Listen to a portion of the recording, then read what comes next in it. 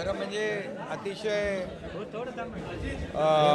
झालेला प्रकार अतिशय दुर्दैवी आहे आणि निंदाजनक आहे. भारताचे सरन्यायाधीश भूषण गवई साहेबांच्या कोर्टामध्ये झालेला प्रकार अतिशय दुर्दैवी आहे. खरं म्हणजे भारतरत्न डॉक्टर बाबासाहेब आंबेडकरांनी आपली घटना लिहिली आणि म्हणूनच देशातली जगातली सर्वोत्तम घटना म्हणून भारतीय घटना राज्यघटना म्हणून ओळखतो आपण. आणि त्याच्यावर आपला सर्व कारभार देशाचा सुरू आहे आणि न्यायव्यवस्था त्याच्यामध्ये सगळ्यात उच्च स्थानावर आहे. आणि भारताचे सरन्यायाधीश भूषण गवई साहेब यांच्याबाबत झालेला प्रकार मी मगाशी म्हटल्याप्रमाणे अतिशय दुर्दैवी आणि दुःखद आहे. ही आपली देशाची संस्कृती नाही. खऱ्या अर्थाने आपण न्यायव्यवस्थेवर विश्वास ठेवणारे लोक आहोत. त्यामुळे याची निंदा करावी तेवढी थोडीच आहे. अशा प्रकारचं कृत्य करणं हे निंदनीय आहे. आणि म्हणून मी एवढंच सांगतो की भारतरत्न डॉक्टर बाबासाहेब आंबेडकरांचे विचारांचे वारसदार असलेले भूषण गवई साहेब यांच्यासारखा अतिशय आपण रामशास्त्री प्रभूंचा दाखला देतो.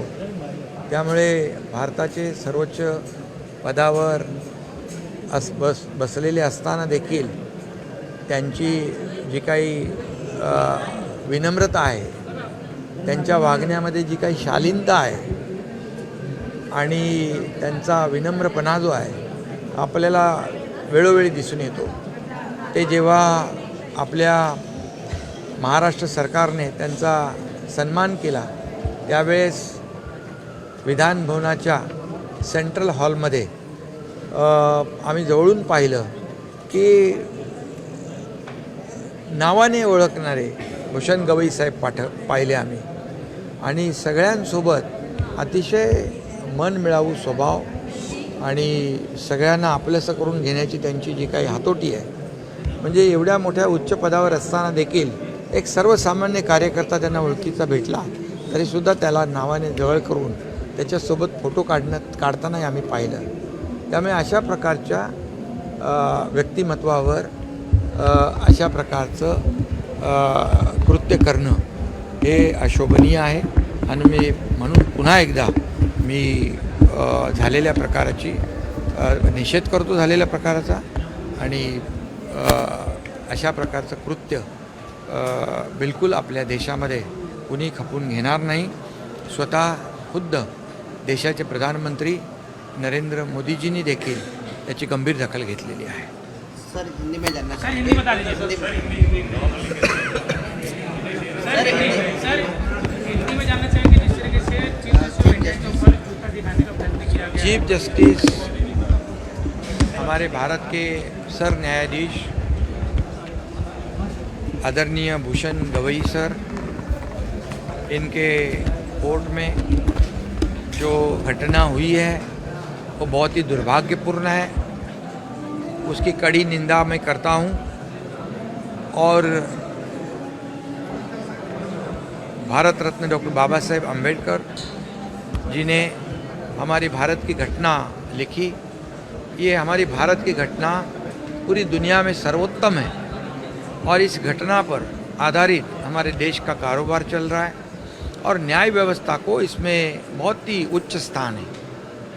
और ऐसे सर्वोच्च पद पर विराजमान हुए हमारे महाराष्ट्र के भूषण गवई सर, ये बहुत ही विनम्र, विनयशील और बहुत ही शालीन व्यक्ति है. इतने बड़े पद पर पहुंचने के बावजूद हमने उनको देखा है कि जब हमने महाराष्ट्र सरकार ने उनका गौरव किया, सम्मान किया, तब सेंट्रल हॉल में उनका सम्मान हुआ, तब छोटे से छोटे कार्यकर्ता को उन्होंने नाम से बुलाते हुए हमने देखा है।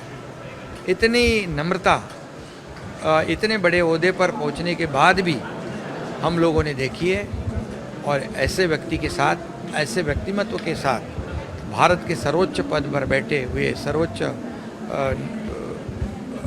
चीफ जस्टिस जो हमारे हैं, उनके साथ ऐसा दुर्व्यवहार अशोभनीय है। ये हमारी देश की संस्कृति नहीं है, ये हमारा कल्चर नहीं है, और इसकी जितनी निंदा करे उतनी कम है। मैं पूरी तरह इसकी कड़ी निंदा करता हूँ।